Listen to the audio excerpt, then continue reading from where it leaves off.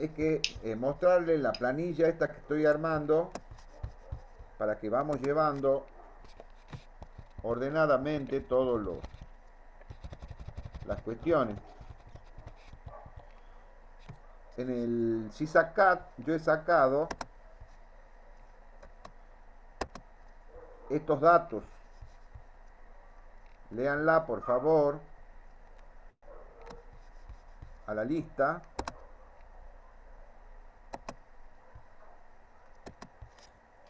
Y si faltan, ahí estoy viendo que Giannini falta, por ejemplo. Sí, profe, no me deja inscribirme a mí el CISACAD porque hubo un problema con análisis de señales el año pasado y no me pudieron subir la regularidad, tuve que hacer un lío en alumnos. Entonces lo que me dijeron es que tenía que cursar, inscribirme este año en análisis de señales, aunque yo ya la tengo regular a la materia, y bueno, el CISACAD no me permite inscribirme en su materia en electrónica.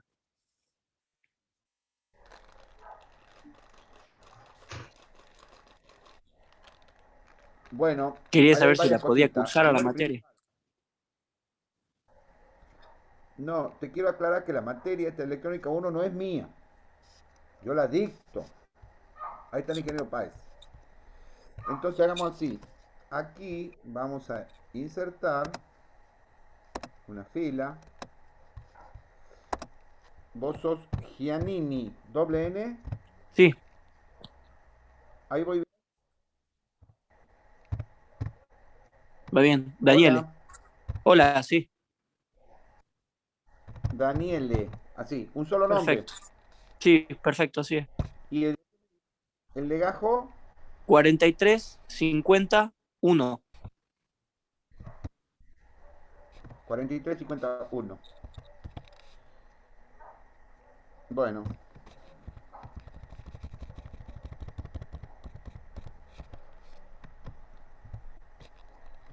Bueno, gracias, profe. escúchame, te vamos a pintar, Sí. te pintamos de color rojo.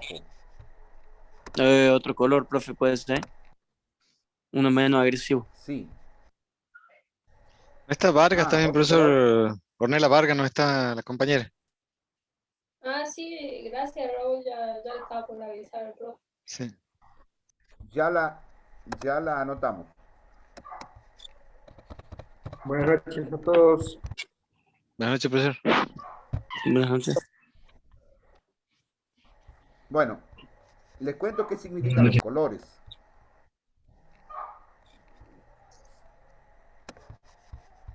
El color rojo es condicional. Ok, profe. Este es 2021. El verde son chicos que ya lo han cursado el año pasado, condicional, y este año hay que pasarle la regularidad. En esas condiciones están, de esta lista, Porcelo y Posternak. Entonces ellos lo pintamos de verde. Vargas me dice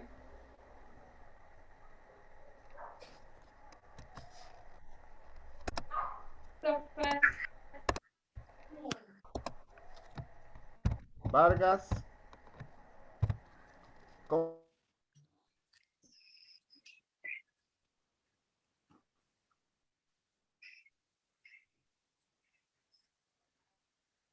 Ornella. Creo que se le cayó el internet al profe.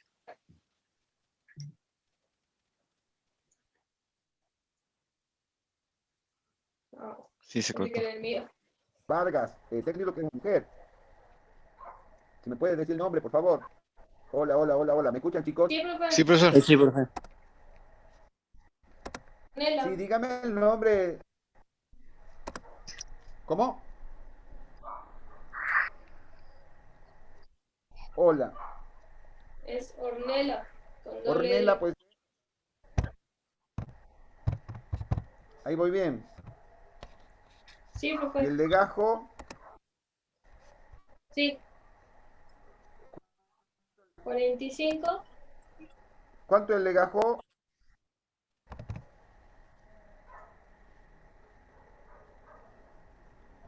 ¿45 qué? Justo se desconectó, profe. Se le salió.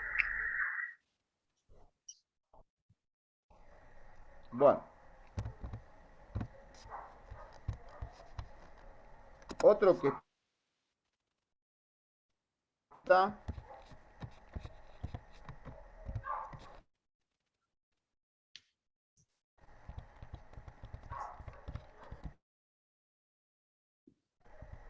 Este...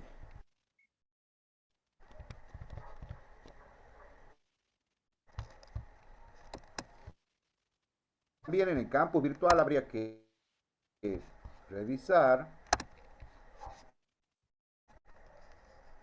si no aparece, pero bueno, para tenerla bien en la lista está. Bueno chicos, la clase pasada hemos visto esos videos de semiconductor tipo P y tipo N. Ahora vamos a ver el video siguiente de los que están publicados acá en el aula virtual. Obviamente que después ustedes si lo quieren ver, lo pueden ver. A mí me ha gustado, está lindo. Lo vamos a poner un poquito más rápido.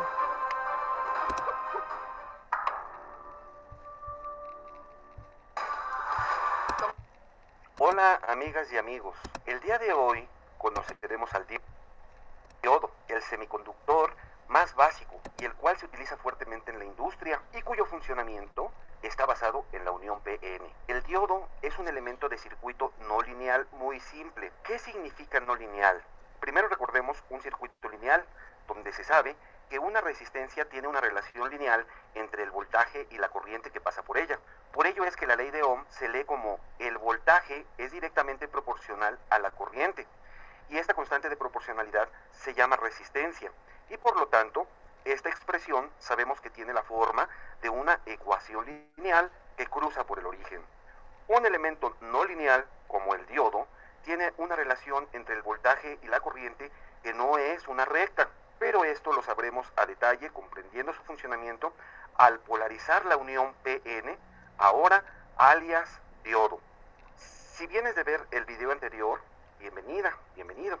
Pero si no es así, te recomiendo ampliamente que lo veas previamente. Aquí te dejo una liga a fin de que puedas dar continuidad al entendimiento. Un diodo, decíamos, es la unión PN, que ahora lo polariza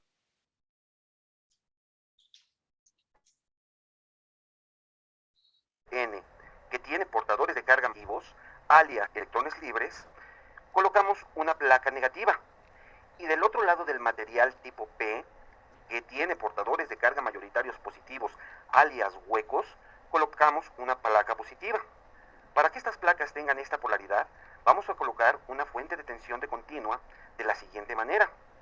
Observen cómo la polaridad de la fuente está conectada positivo con positivo y negativo con negativo.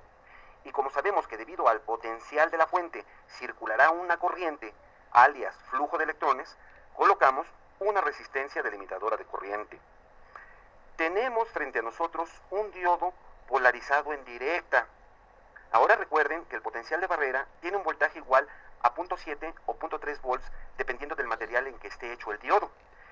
Imaginemos que la fuente es variable y que por ahora la tenemos calibrada para que nos entregue una tensión de 0.2 volts. Una vez que cerramos el switch, el voltaje aplicado a la fuente genera un flujo de electrones que entran al diodo por la placa negativa.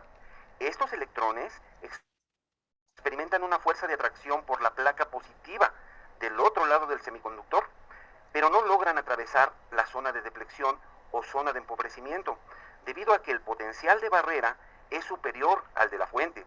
Entonces, hasta este momento, no hay conducción en el diodo. Pero si ahora calibramos la fuente para que nos entregue un voltaje mayor a 0.7 volts, para el caso del silicio, por ejemplo, entonces los electrones que fluyan por el cable conductor llevarán la suficiente fuerza para vencer la zona de deflexión o empobrecimiento.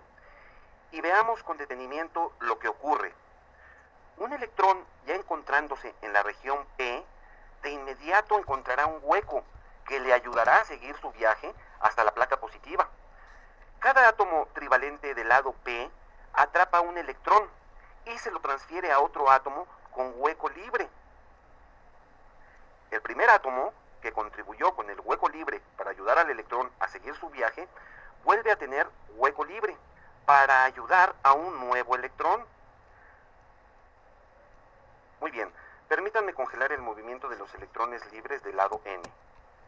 Como son millones los electrones libres en la región N, dichos electrones, al pasar a la región P, se convierten en electrones de valencia de los átomos trivalentes hasta llegar a la placa positiva y así continuar su viaje por el exterior de dicho diodo.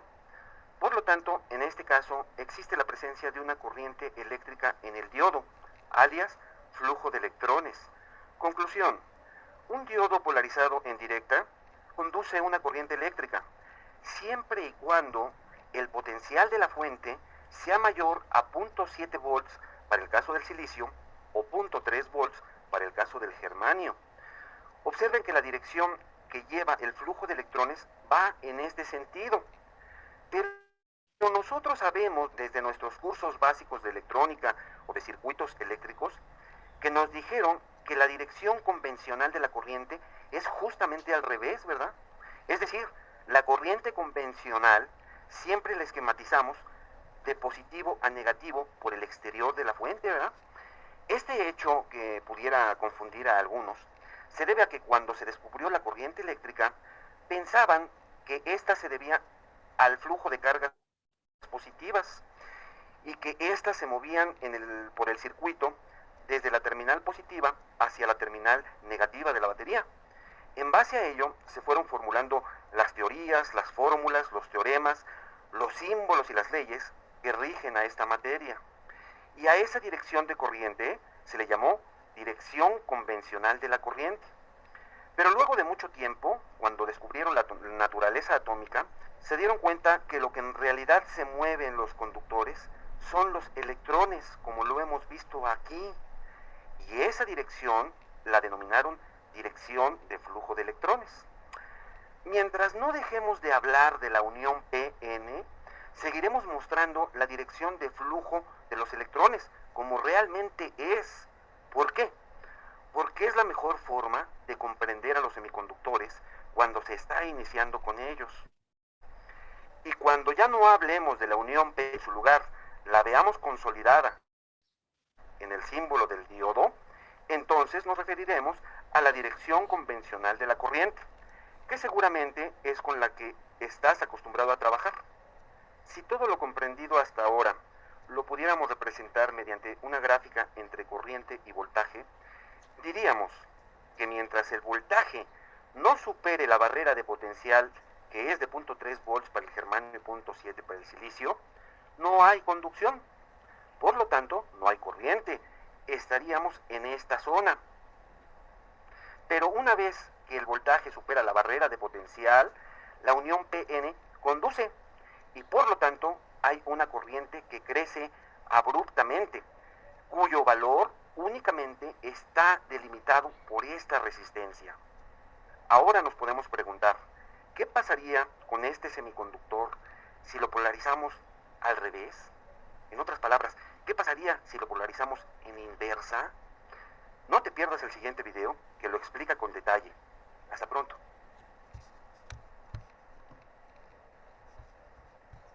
Bueno, creo yo que está bastante claro, ¿no? No sé si alguien profesor. quiere hacer una pregunta, comentario respecto O sea, a esta situación. el diodo es un elemento que actúa en forma química, por lo, Eh, o sea, por lo que vemos acá, digamos, usa o silicio o germanio. sí, bueno, O sea, a mí no me ha pero quedado muy claro el por qué utiliza la resistencia ubicada a la par del lado N del diodo, de la placa del diodo. bueno, mira, la resistencia es una resistencia limitadora. En realidad, como es un circuito serie, la ponga donde la ponga, cumple con la función de limitar la corriente. Porque cuando vos lo polarizas en directa al diodo, conduce. Ahora, si vos haces un cortocircuito, va a romper la fuente.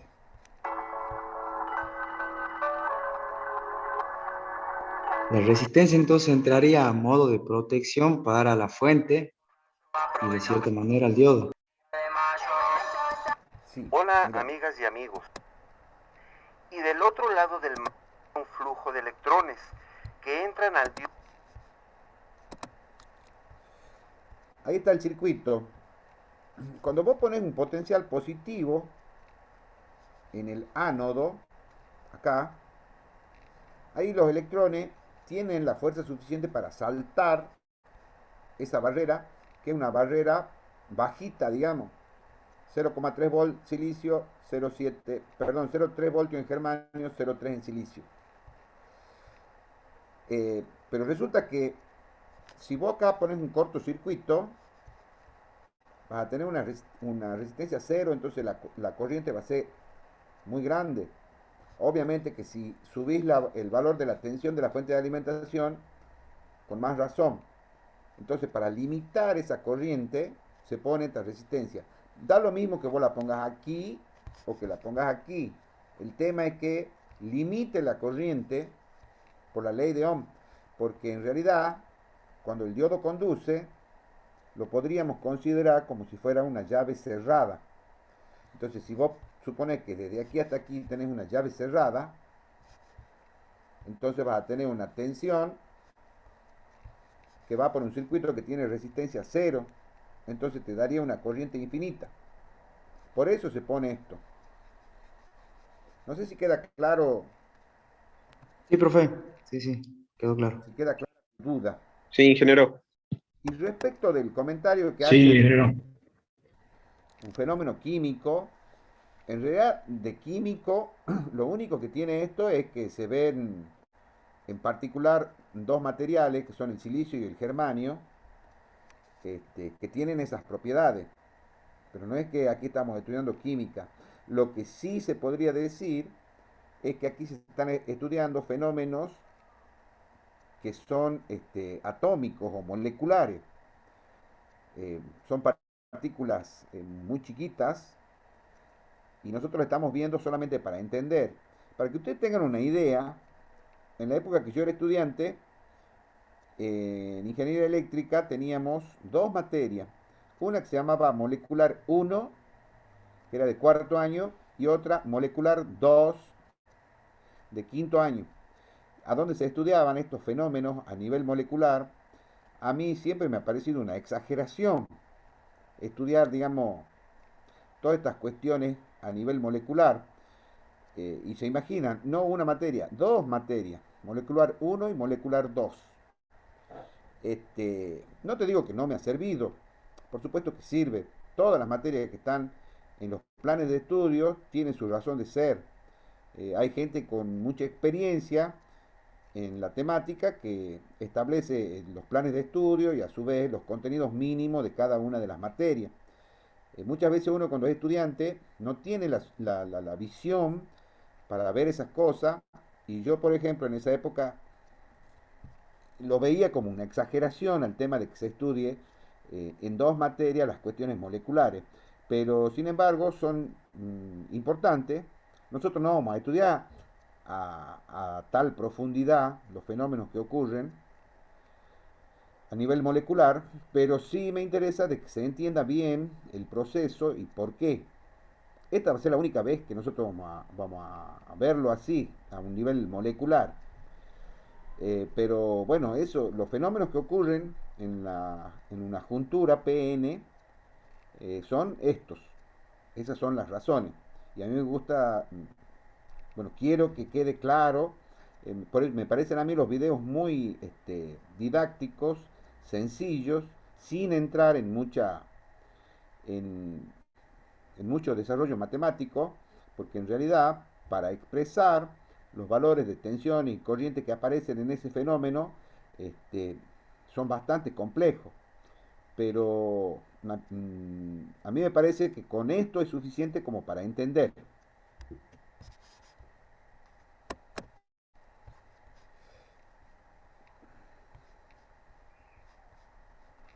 En este otro video explica la polarización inversa.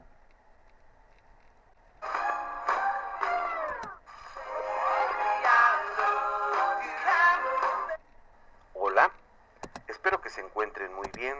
En el video anterior vimos en qué consiste el comportamiento de la unión PN cuando es polarizada en directa. El día de hoy conoceremos el comportamiento de dicha unión cuando se polariza en inversa.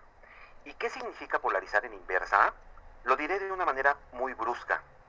Polarizar en inversa significa voltear la fuente de tensión y ahora la polaridad de la fuente está invertida. Es decir, la placa positiva se encuentra conectada a la región N, donde los portadores de carga mayoritarios son electrones. Y la placa negativa está conectada a la región P, donde los portadores de carga mayoritarios son huecos o cargas positivas. Todo lo que voy a explicar en este video, en la vida real, ocurre en cuestión de nanosegundos. Así que, con calma y por partes, veamos detenidamente lo que ocurre. Y para ello, permítanme traer un fragmento de aquella curva que encontramos en la relación de voltaje y corriente cuando polarizamos la unión PN en directa, y espero que la recuerden. Deben empezar a sospechar que al tener la tensión en inversa, pues ahora nuestro interés es conocer cómo se comporta la curva del diodo o de la unión PN en los cuadrantes 2 y 3 de nuestra gráfica, voltaje versus corriente. Permítanme congelar el movimiento de los electrones libres del lado N. Es evidente que los electrones libres del lado del material tipo N se sientan atraídos por la placa positiva de la fuente. Al circular por el exterior, forman una pequeña corriente. Los electrones provenientes del exterior entran al material tipo P y se van combinando con los huecos intentando llegar nuevamente a la placa positiva, pero no lo lograrán tan fácil porque se interpone la barrera de potencial. Con este hecho ocurren tres cosas relevantes. La primera es que este movimiento de electrones en el semiconductor producen, decíamos, una pequeña corriente de transición habitualmente llamada IS. Ahora en sentido inverso, como cuando el diodo estaba polarizado en directa, ¿verdad? Y es tan pequeña que posiblemente esté exagerando en la gráfica, ¿eh? Lo segundo que ocurre es que ahora los iones positivos y los iones negativos, tanto del lado N como del lado P, han aumentado. En otras palabras, la zona de empobrecimiento ahora tiene más potencial. Y por último, la barrera de potencial pues aumenta. Lo explicaré con más detalle. Miren, a medida que las regiones N y P se van quedando sin portadores de carga mayoritarios, la intensidad del campo eléctrico entre las zonas de empobrecimiento aumenta hasta que el potencial a través de estas regiones es igual al voltaje de polarización de la fuente. Y en ese momento, la corriente de transición esencialmente cesa. Esta pequeña corriente dura mientras las zonas de empobrecimiento quedan cargadas al valor de la fuente. Como deben de sospechar, esto ocurre muy rápido y en cuestión de nanosegundos. Imaginemos por un momento que la magnitud de la fuente de polarización la hacemos crecer. En principio, más electrones del lado N fluirán hacia la placa positiva debido al potencial de la fuente. Estos electrones entran al semiconductor del lado del material tipo P, que intentarán llegar a la placa positiva ayudándose de los huecos que encuentran en su camino. Pero ahora la zona de depleción es más grande y por lo tanto, estos no lograrán atravesarla y se convierten entonces en electrones de valencia, haciendo más negativa la zona de empobrecimiento del lado P. Recuerden este hecho, ya que cuando el electrón llega al hueco, el átomo de la impureza trivalente queda cargado negativamente. Es decir, se van formando iones negativos del lado P y ocurre exactamente lo mismo del lado N. Es decir, se van formando iones positivos del lado N. Al ser miles los electrones y huecos que hacen esto, las zonas de empobrecimiento, decíamos, ahora tienen una mayor fuerza de potencial, reitero, igual que el de la fuente. Por lo tanto, la zona de depleción ahora es más grande que antes. Mientras esto ocurría, es decir, mientras aumentamos la magnitud de la fuente de polarización, no sé si recuerden que hubo un pequeño flujo de electrones. Y es por ello que ahora esta pequeña corriente creció un poco más, que vuelvo a insistir, es una corriente miserable del orden de los nanoamperes, y que dicho sea de paso, dura mientras la zona de deflexión crece hasta que la barrera de potencial alcanza el valor de la fuente de polarización. A esto obedece que a dicha corriente se le denomine corriente transitoria o corriente de transición. Espero que ahora tengan en claro que si volvemos a hacer crecer la magnitud de tensión de la fuente de polarización en inversa, llegará el momento en que la zona del material tipo P se sature. Es decir, ya no haya huecos. En otras palabras, aunque hagamos crecer más la magnitud de la fuente, la zona de deflexión ya no puede crecer más dentro del semiconductor. Y esta corriente de transición, que es debida al ensanchamiento de la zona de deflexión, pues se mantiene sin cambios, constante pues. Viene al caso recordar el concepto de energía cinética. Un cuerpo, una carga, un vehículo puede tener cierta energía cinética para vencer alguna barrera. Por ejemplo, si esta pelota la soltamos a cierta altura, no logrará pasar del otro lado. Pero si la soltamos a una mayor altura, adquiere la suficiente energía cinética para vencer el obstáculo y pasar del otro lado. Es evidente que los electrones que se quedaron en el camino, debido a la excitación que provee la fuente de polarización, han adquirido suficiente energía cinética, tanta para vencer ahora la barrera de potencial y traspasar la zona ancha de deflexión. Al llegar al lado del material tipo N, es tal su energía cinética que suelen romper enlaces covalentes en los átomos con los que chocan. Noten que este hecho ha dado pie a que ahora haya dos electrones libres que se sentirán atraídos por la placa positiva de la fuente. Muy probablemente, la energía que adquiere un electrón que se desprendió de su enlace covalente sea suficiente tal que al chocar con otro átomo sea capaz de romper un nuevo enlace covalente. Y surja ahora un nuevo electrón. Noten con ello que ahora hay tres electrones libres que de igual forma se sentirán atraídos por la placa positiva de la fuente.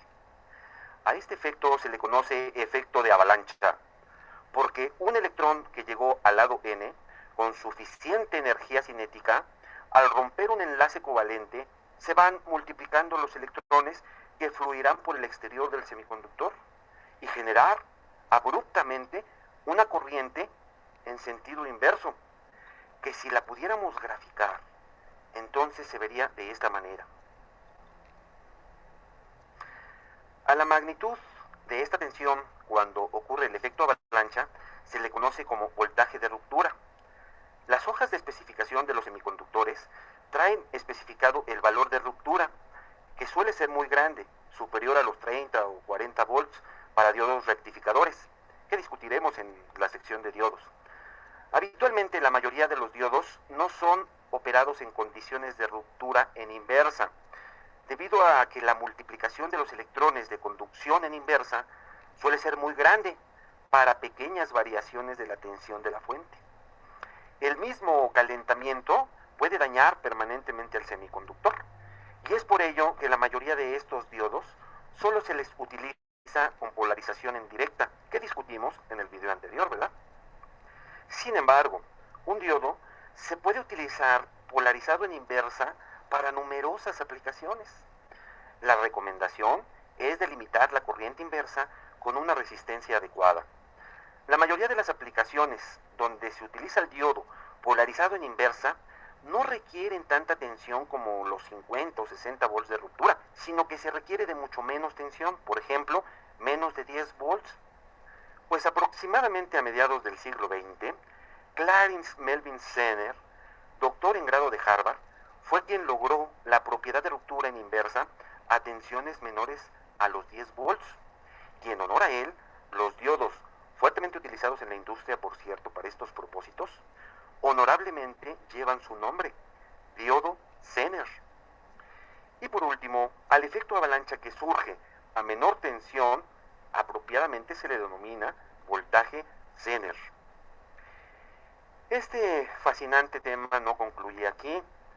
Hablamos más de los semiconductores en la sección de diodos y en la sección de transistores, porque la unión PN es la base para cualquier dispositivo semiconductor.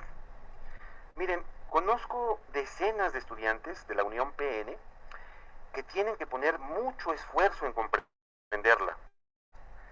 Espero sinceramente que estos 4 videos que hablan de semiconductores hayan contribuido un poco en comprenderlos mejor. Hasta pronto. Bueno, ¿qué opinan? ¿Alguna duda? Hola. ¿Cuáles son las aplicaciones que dice él que se usan mucho en la industria del diodo Zener?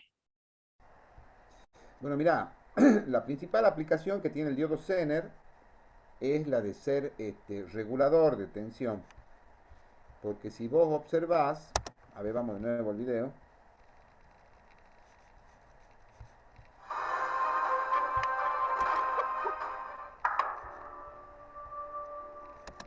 Hola amigas y amigos, el día de hoy tipo P, que tiene portadores de carga mayoritarios positivos, alias huecos, colocamos una placa positiva.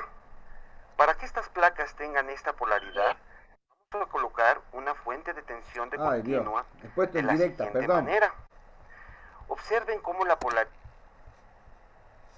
En inversa, era. Con razón, buscaba la gráfica y no la encontraba. Hola, espero que se encuentren muy bien.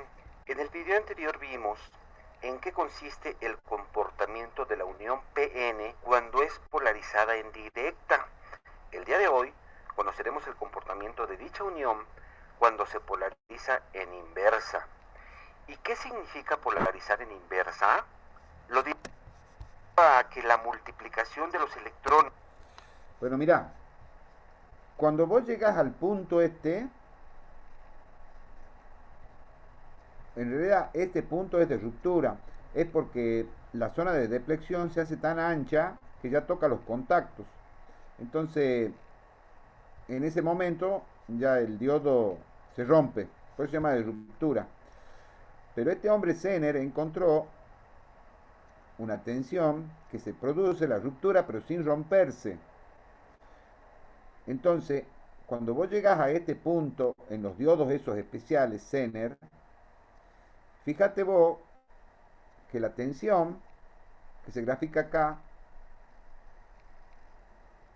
perdón, aquí la tensión más o menos se mantiene constante a pesar de que la corriente varía en todo este rango. ¿Me explico lo que digo? O sea, la tensión se mantiene constante a pesar de que la corriente varía. Y eso es muy bueno, porque ahí estás regulando la tensión a pesar de que la corriente varíe. Esa es una aplicación de esos diodos Zener que se llaman, pero no es el único diodo eh, que trabaja en polarizado en inversa, ¿no? Hay otros diodos, por ejemplo, hay unos diodos, unos diodos que se llaman varicap. Se llaman varicap porque varían la capacidad que tiene cuando se los polariza en inversa. Entonces, obtener un capacitor variable, eh, variándole la polarización inversa, es muy bueno. Por ejemplo, para hacer la sintonía en estaciones de radio, de televisión, la sintonía de canales, porque la información viene en distintos canales, cada canal tiene una frecuencia, entonces vos tenés que tener un circuito que sea selectivo en frecuencia.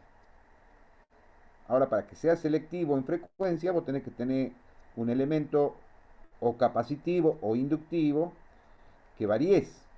Entonces vos variando ese valor, vas a estar variando la frecuencia que está recibiendo ese receptor. Que puede ser una estación de radio, un canal de televisión, qué sé yo. Eh, la sintonía en los televisores, ustedes han visto estos digitales, se la obtiene así, variando la capacidad de unos diodos que se llaman varicap, que están polarizados en inversa.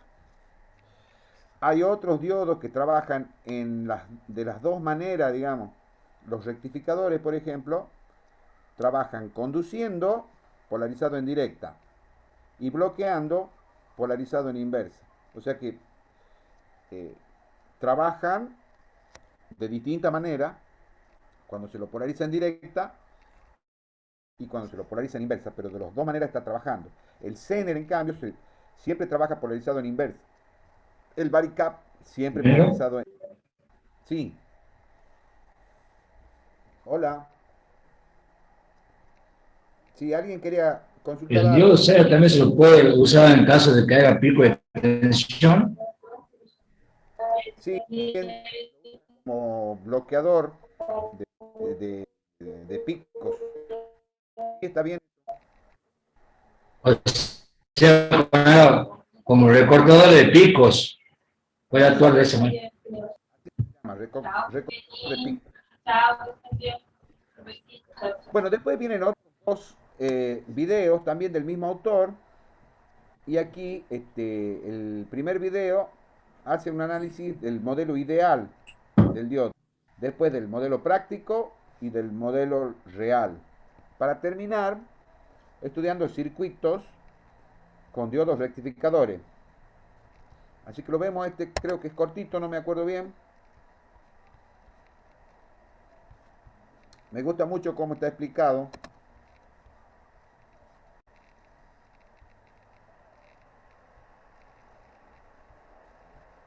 ¿Qué tal, amigas y amigos? Hoy les hablaré del modelo ideal y por qué tenemos la necesidad de modelar al diodo. Porque pese a que el diodo es el elemento semiconductor más sencillo que te puedas encontrar por ahora, estudiarlo en función de su estructura interna se vuelve muy complejo. Las ecuaciones y los modelos matemáticos para ello son poco sencillos de entender. Los modelos... Chicos, ahí están las fórmulas que yo les digo.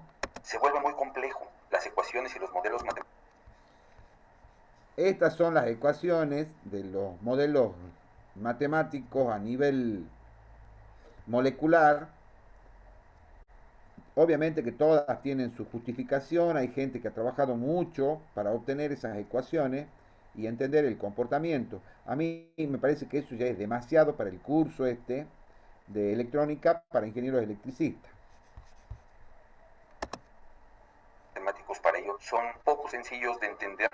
Los modelos del diodo sustituyen ese complejo estudio a través de dispositivos eléctricos conocidos y sencillos además. Lo que sí te voy a pedir es que recuerdes la unión PN. Si vienes de ver esos videos, excelente, estás en el camino adecuado. Si no, aquí te pongo un link para su estudio previo que, dicho de paso, la unión PN es un diodo. De un lado está el material tipo P, del otro lado el material tipo N. Lo separa un potencial de barrera llamada zona de deflexión, que cuando se polariza en directa es estrecha y cuando se polariza en inversa crece, impidiendo el paso de la corriente o el flujo de los electrones. Si consultamos las hojas de datos, nos vamos a dar cuenta que ese potencial de barrera tiene un valor de voltaje. La fuente de tensión a la que conectemos los diodos deberá ser superior a esos voltajes para que el diodo pueda funcionar. Un diodo entonces se compone de la unión PN y se simboliza de la siguiente manera. Tiene un ánodo, que es donde quedó la parte del material tipo P, y tiene un cátodo, que es donde quedó la parte del material tipo N. El símbolo del diodo es como una flecha para indicarnos cómo debe de fluir la corriente a través de él. Y la barrita vertical de alguna manera nos está diciendo que es el lado donde se debe de conectar la placa negativa. En otras palabras, un diodo está polarizado previo a cuando se conecte en un circuito. El ánodo es el lado positivo y el cátodo pues es el lado negativo. Ahora, el diodo es el elemento de circuito no lineal más simple que te puedas encontrar. En otras palabras, una resistencia tiene una relación lineal entre el voltaje y la corriente que pasa por ella, pero el diodo presenta una característica no lineal de voltaje versus corriente, que veremos en unas gráficas en este mismo video más adelante. Para entender cómo funciona un diodo de manera muy sencilla, imagínate que un diodo es como una válvula de agua. De hecho, si me preguntaras qué otro nombre le pondríamos al diodo, yo te diría que es una válvula electrónica. Porque mira, las válvulas tienen una membrana que cuando el agua es capaz de abrirla, puede pasar por ahí toda el agua posible. Igual que en el diodo, toda la corriente posible cuando éste está polarizado en directo, cuando la corriente fluye en dirección de la flecha. Pero cuando la corriente o el agua viene en sentido opuesto, la membrana se cierra e impide el paso de corriente del otro lado. Muy bien, ahora quiero que prestes atención en esta gráfica. En el eje horizontal veremos el comportamiento del voltaje en el diodo. Otro ejemplo que sirve para entender es la valvulita que va puesta en los neumáticos, en la rueda de la bicicleta. Ustedes han visto que el aire por la valvulita esa puede entrar, pero no tiene que poder salir. Es más, cuando se rompe esa valvulita, pierde aire la rueda, se desinfla. Pero cuando vos le pones aire en un sentido, entra. Obviamente que la presión tiene que ser suficiente para vencer la presión que tiene la cámara. Si la vence a esa presión, infla la rueda. Vos dejas de inflar y la rueda queda inflada, no se desinfla. Es porque tiene una válvula que deja el paso del aire en un solo sentido.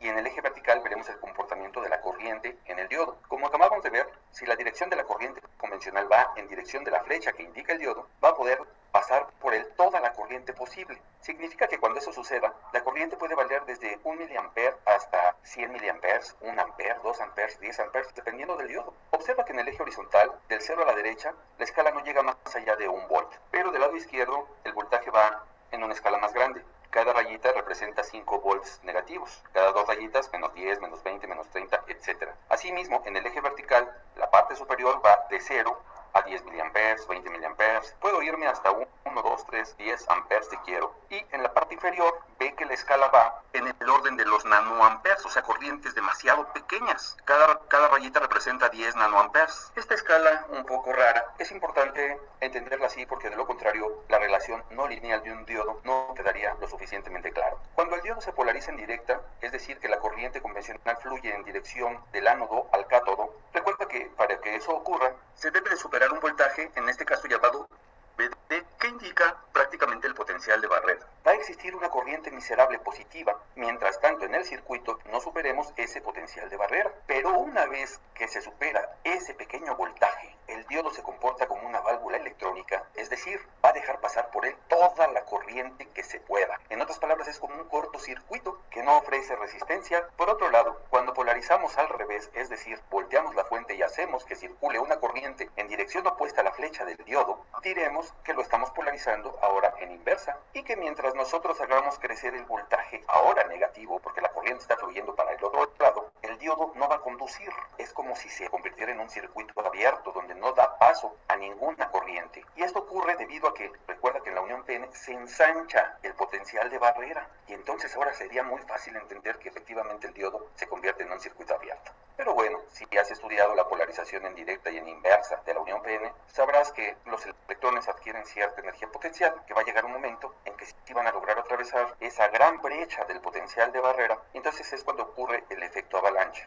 Se conoce como el voltaje de ruptura, es cuando el diodo habitualmente deja de ser útil. Aunque hay algunos diodos que en esa zona se les puede dar bastante utilidad. Hablamos de los diodos Zener, pero esos diodos los vamos a estudiar en otro video. Entonces esta curva que estamos viendo se conoce como la curva característica de los diodos. Por ahora perderemos interés de lo que ocurre después del voltaje de ruptura. Siendo así las cosas, entonces nos interesa el cuadrante 1, que es cuando el diodo se polariza en directa y la corriente fluye en ese sentido, como la válvula de agua, y en sentido inverso, que es cuando el diodo prácticamente no deja pasar ningún electrón para el otro lado. Y entonces esa sería la curva característica que nos interesa por ahora. Una vez entendida la generalidad del funcionamiento del diodo, estamos listos para comprender el modelo ideal del mismo. Dicho de paso, es el modelo más sencillo de los 3 modelos que tenemos para el diodo. Si conectamos este diodo a una fuente de tensión de tal manera que el ánodo quede del lado positivo de la fuente y el cátodo del lado negativo de la fuente, estaremos polarizando al diodo en directa, es decir, que la corriente fluirá en dirección a la flecha de ánodo a cátodo como si fuera un interruptor cerrado. ¿Y qué cantidad de corriente va a circular por ahí? Pues toda la que permita el diodo. hay que consultar la hoja de especificación de cada diodo para ver cuál es la corriente típica o máxima o habitual o de operación del diodo. Eso es muy importante porque si le hacemos circular más corriente de la que puede, pues podemos dañarlo. Pero pensando en que puede circular la máxima corriente que puede permitir el diodo, pues entonces el diodo lo puedo modelar como un circuito corto, en donde puede pasar toda la corriente que pueda circular por ese cable, que es como la válvula por donde circulaba el agua. Hay diodos para mucha corriente, hay diodos para poca corriente. Dependiendo cuál sea tu aplicación, entonces es el diodo que vas a utilizar. Ahora veamos el diodo polarizado en inversa. Si conectamos el cátodo ahora a la placa positiva y el ánodo a la placa negativa de la fuente, estaremos haciendo circular una corriente ahora en sentido inverso a la flecha del diodo. En otras palabras, el diodo estaría polarizado en inversa. Es decir, es como si tuviéramos un circuito abierto en donde no circula nada de corriente. Así que diremos que un diodo permite la conducción de la corriente en un sentido, pero no en otro. Dicho de otra forma, permite la conducción de corriente cuando el diodo se encuentra polarizado en directa y no permite la conducción de la corriente cuando el diodo está polarizado en inversa. Para entenderlo mejor, he puesto aquí un circuito, una fuente de voltaje con su placa positiva conectada al ánodo y la placa negativa va un switch, una resistencia y al cátodo. Cuando el switch se cierra, va a circular una corriente convencional de la placa positiva de la fuente hasta la placa negativa de la misma, por el exterior de ella, es decir, por todo el circuito. Y en este caso observamos dos cosas. Primero, esa dirección de corriente va en la misma dirección de la flecha del diodo. Significa que el diodo estaría polarizado en directa. Y por otro lado, esa misma dirección de la fuente polarizará a la resistencia. ¿Cómo? Positivo por donde le entra y negativo por donde le sale, ya que en un circuito cerrado siempre tendremos elevaciones y caídas de tensión. Como el diodo está polarizado en directa, nada me impide que sustituya al diodo por su modelo ideal, pues como un corto, y entonces el circuito equivalente que me queda es un circuito tan sencillo como este. A propósito, la corriente que circula en este circuito de polarización del diodo le llamaremos acertadamente corriente de polarización, que si ves es tan sencilla calcularla como aplicar la ley de Ohm y nos queda que está dada por la magnitud de la fuente entre la resistencia. Ahora, si la fuente es muy pequeñita, un voltaje muy pequeño, que ni siquiera llegue a 1 volt, por ejemplo, bueno, pues por ahí va a circular una corriente, también pequeña, pero va a circular una corriente. Si la fuente es grande, pues también va a circular una corriente grande. ¿Qué tan grande? Ya dijimos que depende del diodo. Ahora analicemos la gráfica de transferencia o la relación de transferencia que hay entre el voltaje y la corriente. Y si vemos la ecuación, si ponemos una resistencia muy grande, la corriente será muy pequeñita. Y si la resistencia es demasiado pequeñita, la corriente será muy grande. De tal manera que basta con que la fuente de voltaje tenga un voltaje poquito mayor a 0, pues ya va a circular una corriente porque el diodo se está comportando como un circuito corto. Entonces, la relación de transferencia nos quedaría de esta manera. Ahora veamos cómo se comporta el circuito y cuál sería la corriente de polarización cuando el diodo está polarizado en inversa. Para ello he volteado la fuente. También pude haber volteado el diodo. El objetivo es que el polo positivo ahora quede conectado al cátodo del diodo y la placa negativa de la fuente quede conectada al ánodo del diodo. Cuando cerramos el circuito, intentará circular una corriente como siempre, del polo positivo de la fuente hacia el polo negativo de la fuente, por el exterior de ella, es decir, alrededor de todo el circuito. Pero esa dirección de corriente quiero que observes que está en sentido contrario a la flecha del diodo. Significa que el diodo está polarizado en inversa. Nada me impide otra vez sustituir al diodo por su modelo ideal, es decir, como un circuito abierto, porque sabemos que en sentido contrario el diodo no conduce. Siendo así las cosas, quiero que observes que la corriente de polarización prácticamente no existe, es 0. Entonces, en este caso yo puedo hacer crecer la fuente a menos 1 volt, menos 2 volts, menos 20 volts, menos 50 volts, y no existirá corriente, pues porque el circuito está abierto. Así que la relación de transferencia en la curva característica del diodo en inversa nos quedaría de esta manera. Para cualquier cantidad de voltaje negativo la corriente es 0. En resumen, un modelo ideal del diodo en directa se comporta de esta manera y lo puedo modelar como un circuito corto, y en inversa se comporta de esta otra manera y lo puedo modelar como un circuito abierto, en donde la corriente de polarización en directa está dada por el valor que yo le ponga a la resistencia en el circuito. Precaución, siempre consulta la corriente que puede soportar ese diodo polarizado en directa, y en inversa siempre será 0. La curva característica o la relación de transferencia queda de esta manera. Y finalmente debo decirte que el modelo ideal es adecuado cuando estés detectando averías en un circuito, ya que es sencillo observar si el diodo se encuentra polarizado en directa o en inversa y de inmediato sustituir por un cortocircuito o por un circuito abierto según sea el caso. Pero no siempre estamos detectando averías. En ocasiones se requieren conocer valores más exactos y precisos de corriente y voltaje en las cargas. Para ello es importante auxiliarse entonces de modelos del diodo no tan ficticios como el modelo ideal. Así que no te pierdas los siguientes videos que hablan del modelo del diodo para que te sea más práctico utilizarlo o incluso para que diseñes circuitos electrónicos con él. Hasta pronto.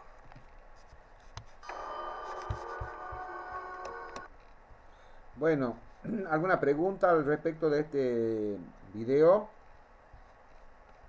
Hola. Quiere decir que en corriente alterna Ya el diodo entendido. estaría actuando como en directo y en inverso. Exactamente. Directo, inverso, así. Sí, señor. Eso lo vamos a ver cuando veamos los rectificadores. Porque deja pasar en un sentido y en otro sentido no.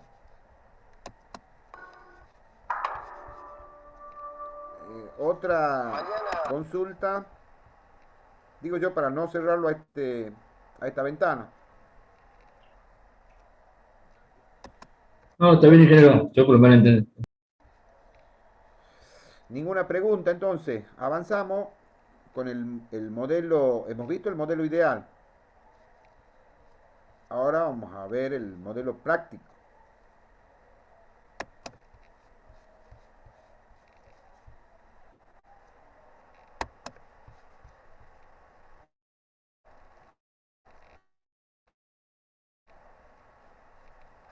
Hola, ¿qué tal?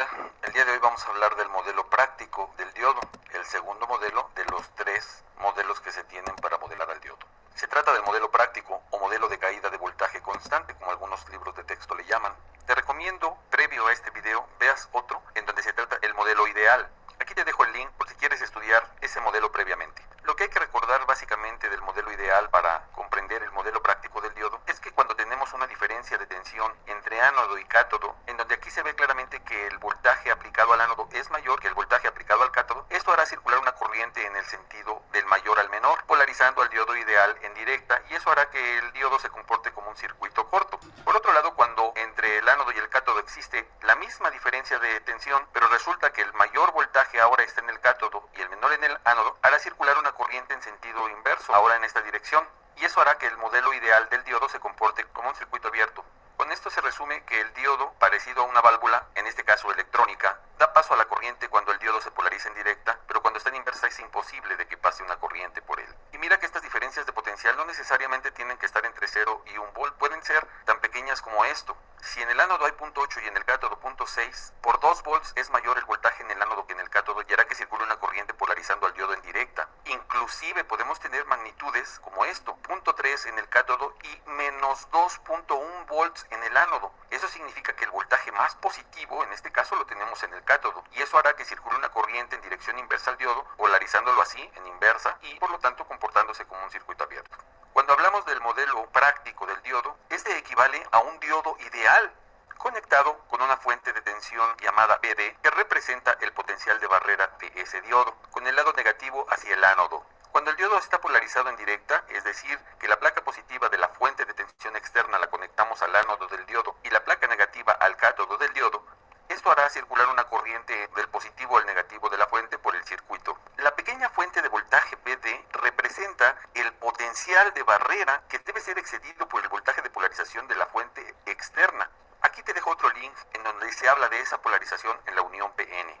Una vez que el voltaje de la fuente externa ha superado la magnitud del potencial de barrera del diodo, en otras palabras, la magnitud de esta pequeña fuente BD, pues circulará una corriente en dirección de la flecha del diodo y ese diodo ideal se comportará como un circuito corto y entonces el diodo empezará a conducir como una válvula. Por lo tanto, cuando el diodo conduce, aparecerá una caída de voltaje igual a BD a través del diodo. Veamos esta polarización del modelo práctico del diodo en directa con un circuito. He conectado la placa positiva de la fuente externa al ánodo del diodo y la placa negativa a un switch, una resistencia, al cátodo del diodo.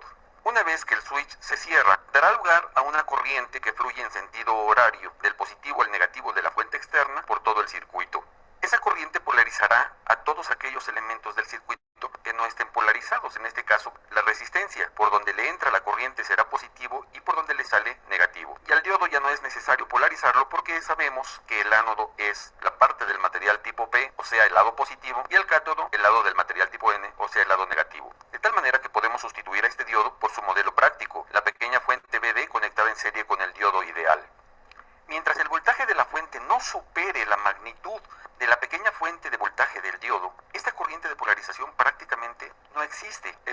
diodo no conduce, pero una vez que esta fuente supera la magnitud de BD, este diodo ideal cumple su función, se comporta como un circuito corto y entonces da lugar a que pase por este diodo, modelado como el práctico, circular una corriente del ánodo al cátodo. Y aquí me detengo un poco. Observa que entre el ánodo y el cátodo habrá una caída de potencial igual al de esa pequeña fuente BD, que dicho sea de paso, es un voltaje constante y fijo, que no puede crecer, inclusive si hago crecer la magnitud de la fuente de polarización. Para comprobar este hecho, he armado este circuito con valores arbitrarios. Una fuente variable, un diodo rectificador de silicio 1N4007 y una resistencia delimitadora de corriente del circuito, que en este caso arbitrariamente la he puesto de 10 ohms. He conectado un voltmetro al diodo y otro a la resistencia. Asimismo, un amperímetro al circuito que nos indica la corriente de polarización.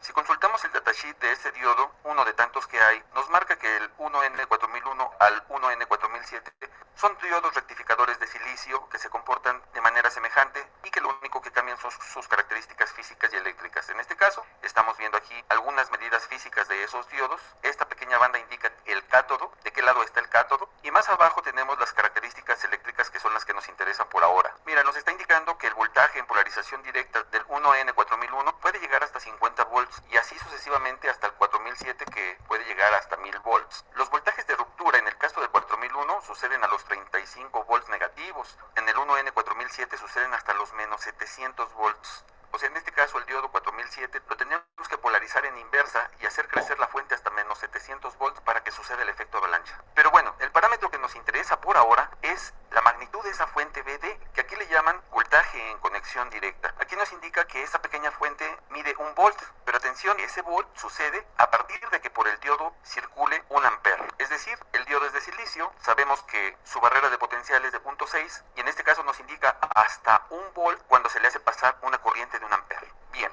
voy a energizar el circuito y en este caso la fuente tiene 0 volts y la corriente de polarización es 0. No hay caída en el diodo, no hay caída en la resistencia, es como si el diodo estuviese abierto. Voy a aumentar el voltaje, en este caso a 0.75, y observa cómo hemos superado el potencial de barrera. Es decir, la fuente interna del diodo ha sido superada por este valor de voltaje pequeño, pero suficiente para que en el circuito haya una corriente y en la resistencia una caída de tensión. Vi que el voltaje en el diodo es de 0.6, muy cercano a aquella potencial de barrera que hemos platicado desde la unión PN. Voy a aumentar el voltaje abruptamente hasta 3 volts. Mira cómo la caída de tensión en el diodo se va acercando a 1 volt, como lo indica el datasheet, y el resto de la caída de tensión está en la resistencia. Asimismo, vemos que la corriente va aumentando. Ahora voy a hacer crecer la fuente a un valor más grande, digamos 10.5 volts. Y mira cómo el voltaje en el diodo no crece, casi es el mismo que cuando teníamos 3 volts en la fuente externa. Pero mira, la corriente ya está llegando a 1 ampere y la caída de tensión máxima está en la resistencia. Voy a crecer abruptamente la fuente hasta el valor de 15 volts. Y mira, este voltmetro es como si estuviese midiendo esa pequeña fuente de tensión BD interna en el diodo que no cambia pese que por el circuito circule una corriente ahora ya mayor a 1 ampere, 1.4 para ser precisos. Y bueno, por ley de voltajes de Kirchhoff sabemos que las elevaciones y caídas deben ser iguales, así que la máxima caída de tensión se va a la resistencia. Así que la característica de transferencia de este diodo, modelo práctico polarizado en directa, nos dice que mientras el voltaje en el diodo no sea superado al valor del potencial de barrera, en este caso BD, la corriente será 0, porque es como si el diodo estuviese abierto. Pero una vez que llegamos a ese valor y es superado por tantito, el diodo se comporta como una válvula y hará que toda la corriente que pase por él fluya. Esa corriente de polarización, al igual que en el modelo ideal, vamos a identificar cuál es su modelo matemático del modelo práctico polarizado en directa, siempre y cuando la magnitud de la fuente de tensión sea mayor al voltaje del potencial de barrera. Para ello se aplica la ley de voltajes de Kirchhoff, que si recuerdas nos dice que la suma de todas las elevaciones y caídas de tensión en un circuito cerrado debe de ser igual a 0. Dicho de otro modo, que la suma de las elevaciones debe de ser igual a la suma de todas las caídas de tensión. Para identificar cuáles son caídas y cuáles son elevaciones en el circuito, el procedimiento nos dice que nos paremos en cualquier sitio del circuito. Yo voy a elegir esta esquina y después caminar en sentido de la dirección de la corriente. En este caso, entro a la resistencia y cuando salgo de la resistencia, salgo con un signo negativo. Significa que es una caída de tensión. Entonces, en la resistencia hay un voltaje que representa una caída de tensión. Seguimos caminando por el circuito y ahora entramos a la fuente de tensión. Cuando salimos de ella, salimos con signo positivo. Significa que es una elevación. Continuamos por el circuito y ahora entramos a la fuente BD. Cuando salimos de ella, salimos con un signo negativo. Significa que es una caída nueva que hay que sumar a las que ya estaban. Y cuando llego al punto de partida del circuito, hemos terminado. Esta es la ecuación que rige a la ley de voltajes de Kirchhoff. Pero si observas, no tenemos presente la variable de la corriente. La fuente de voltaje externa y la fuente de voltaje BD son constantes. Ahí no puedo hacer nada. Pero el voltaje en la resistencia la puedo sustituir por la ley de Ohm y me quedaría de esta manera. Cuando despejamos la corriente de polarización, obtenemos que la corriente de polarización está dada por el valor que yo le ponga a la resistencia. Mira, hace un momento vimos en la simulación que aumentamos la corriente del circuito al hacer variar la fuente de voltaje externa. Habitualmente eso no ocurre. Las fuentes de voltaje son constantes. Pero lo que sí podemos hacer variar es la magnitud de la resistencia. Así que una resistencia muy grande hará que la corriente de polarización sea pequeña y viceversa. A diferencia del modelo ideal, se hizo presente la pequeña fuente BD, que dicho sea de paso representa el potencial de barrera de la unión PN. Ahora veamos el modelo práctico del diodo, pero esta vez polarizado en inversa. El modelo no cambia, sigue siendo el mismo, una fuente de tensión BD conectada en serie con un diodo ideal de esta manera. Si el diodo se conecta en inversa, la placa negativa de la fuente externa se conecta al ánodo y la placa positiva al cátodo. Esto hará que circule una corriente del positivo al negativo de la fuente por el circuito y esa dirección de corriente va en dirección opuesta a la flecha del diodo. El modelo del diodo ideal polarizado en inversa es un circuito abierto, de tal manera que no hay paso de corriente eléctrica. En otras palabras, la corriente de polarización en inversa pues es igual a cero. Y si observas, por más grande que haga la magnitud de la fuente, es decir, estoy generando voltajes negativos, la corriente en el diodo sigue siendo cero. Así que la relación de transferencia entre voltaje y corriente en el diodo nos quedaría de esta manera. Por más que hagamos crecer el voltaje en inversa en el diodo, la corriente siempre será cero. Conclusión del modelo práctico. El modelo práctico del diodo lo podemos simbolizar entonces como una fuente de voltaje BD que representa el potencial de barrera y un diodo ideal como de esta manera. Cuando el diodo está polarizado en directa, realmente circula corriente, siempre y cuando la fuente de tensión externa sea mayor a la pequeña fuente de tensión BD. Como el modelo práctico incluye al modelo ideal del diodo, entonces este se puede modelar de esta manera. Y entonces entre ánodo y cátodo solamente está presente el voltaje BD. Cuando el modelo práctico lo conectamos a un circuito, podemos determinar la corriente de polarización que nos queda de esta manera. Y esa corriente está a merced de la magnitud que le demos a la resistencia. Cuando se polariza en inversa se comporta exactamente igual que el diodo ideal, pues sabemos que cuando circula una corriente al revés de la flecha del diodo, este se comporta como un circuito abierto y la corriente de polarización es cero. Exactamente igual que ocurría en la polarización inversa del modelo ideal. La relación de transferencia o la curva característica del modelo práctico del diodo nos queda de esta manera. El modelo práctico del diodo se utiliza mucho para corregir averías, igual que en el modelo ideal, con la gran diferencia de que en el modelo práctico podemos trabajar con bajos voltajes. Así que el modelo ideal nos sirve para corregir averías cuando trabajamos con altos voltajes y el modelo práctico también nos sirve para corregir averías cuando trabajamos con altos y bajos voltajes. Espero que esta información te haya sido de utilidad para los proyectos que estás realizando. En el siguiente video te voy a enseñar el modelo real del diodo, aquel que nos va a servir para propiamente hacer diseños con circuitos con diodos. No te lo pierdas. Hasta pronto. Chao. Bueno, chicos, quería comentarles unas cuantas cositas yo al respecto. Resulta que de la misma forma que vos tenés que especificar qué es lo que vos querés comprar un diodo. Obviamente van a ir a la casa donde venden componentes electrónicos. Entonces no le pueden decir al vendedor, deme un diodo. Porque el vendedor le va a decir, ¿qué tipo de diodo? Pasa lo mismo que cuando ustedes van a comprar un pantalón. Cuando ustedes van a comprar un pantalón, le dicen al vendedor, dame un pantalón. Y el vendedor no sabe si es un pantalón corto, si es un pantalón largo. Entonces ustedes le dicen, pantalón largo. Bueno, pero ¿qué querés? Jean, pantalón de vestir, jean, supongamos que le digas vos. ¿Qué color? ¿Qué marca? ¿Qué talla? Etcétera. Dentro de la infinita cantidad de diodos que hay, existe una forma de identificarlo y eso está estandarizado. el nombre del diodo está estandarizado. Ustedes han visto en el ejemplo, ahí usa un diodo 1N4001 o 4001, que en realidad es una familia. Hay distintos códigos para, para codificar el nombre de un diodo.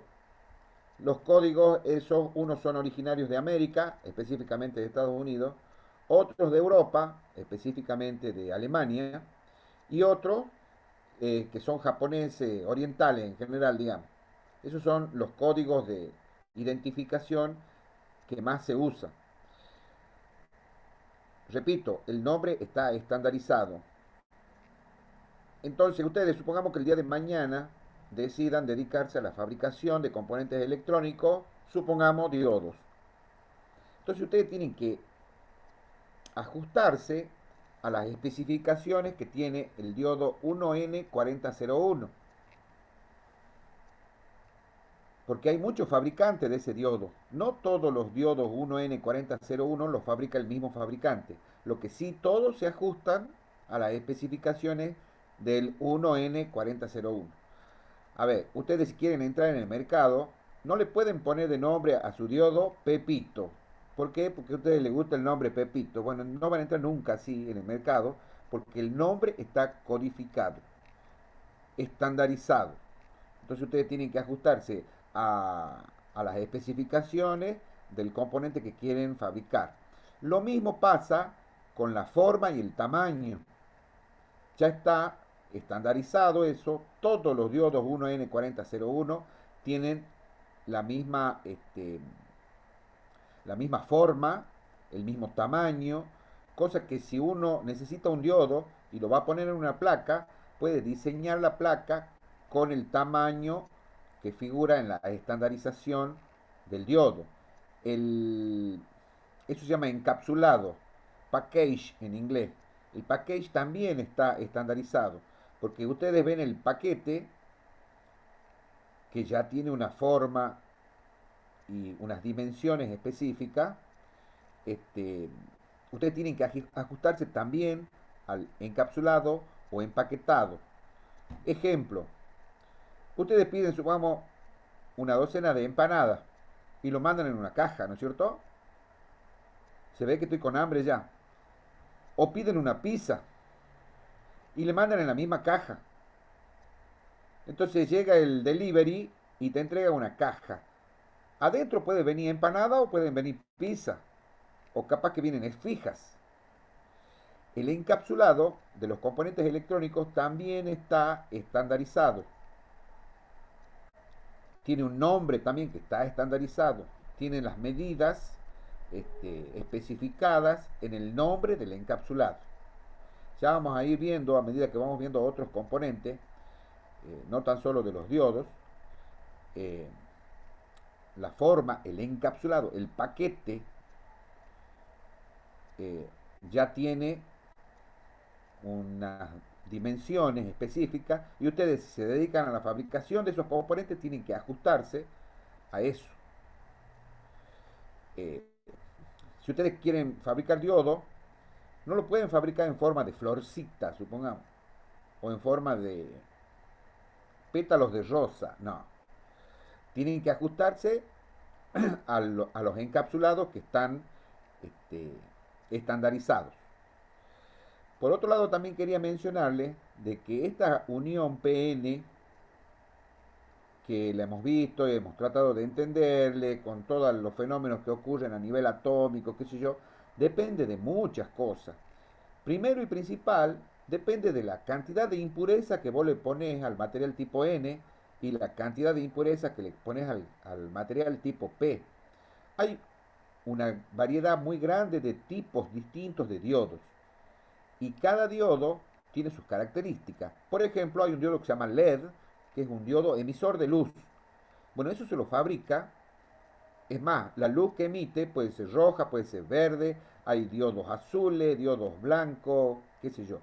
Entonces, los fabricantes manejando la cantidad de impurezas que ponen en cada una de los semiconductores, estos tipo P o tipo N, o hasta inclusive la cantidad de material tipo N que ponga respecto de la cantidad de material tipo P, y hasta inclusive nosotros hemos visto una gráfica en 2 dimensiones, pero en realidad la posición que van teniendo esas zonas P y N es una posición volumétrica, digamos.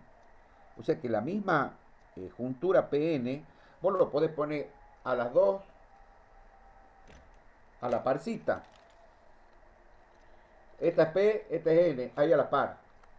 Esta P es mucho más grande que la N, o al revés. Pero eso no significa que todos van a tener esta forma. Hay algunos que la zona P es así y la zona N ahí adentro. O sea, con que haya una zona P y una zona N basta para que haya un diodo. Depende de muchas cosas, de la geometría que tenga, va a tener las características específicas para cada aplicación. Porque hay, por ejemplo, diodos de potencia, diodos de señal, diodos de audiofrecuencia, diodos de radiofrecuencia, diodos que trabajan polarizados inversamente, diodos que trabajan polarizados directamente, etcétera, etcétera. La temática de diodos, en realidad, podríamos quedarnos bastante más tiempo estudiando esto. No nos vamos a detener tanto, pero quiero que entiendan que no es tan sencillo decir, un diodo, pará. Hay muchas cosas para hablar de los diodos. Toda la información de un determinado diodo ustedes la pueden tener en la hoja de datos, que por internet se la encuentra fácilmente. En la época que yo era estudiante, para acceder a la hoja de datos tenías que comprarte manuales. Ahora es mucho más fácil con internet. Así que bueno, chicos, quedamos acá. Ya empezamos con la otra materia. Si no tienen algún comentario, terminamos la reunión. Feliz Día del Trabajador para todos. Igualmente para usted, ingeniero. Feliz día para Gracias, todos. ingeniero. Igualmente para ustedes. Ingeniero. Muchas gracias. Que anden bien, cuídense. Hasta luego, Gracias, profe. Buenas noches. ingeniero. Buenas noches. Igualmente. Buenas noches. Buenas noches, profe, que esté bien. Buenas noches.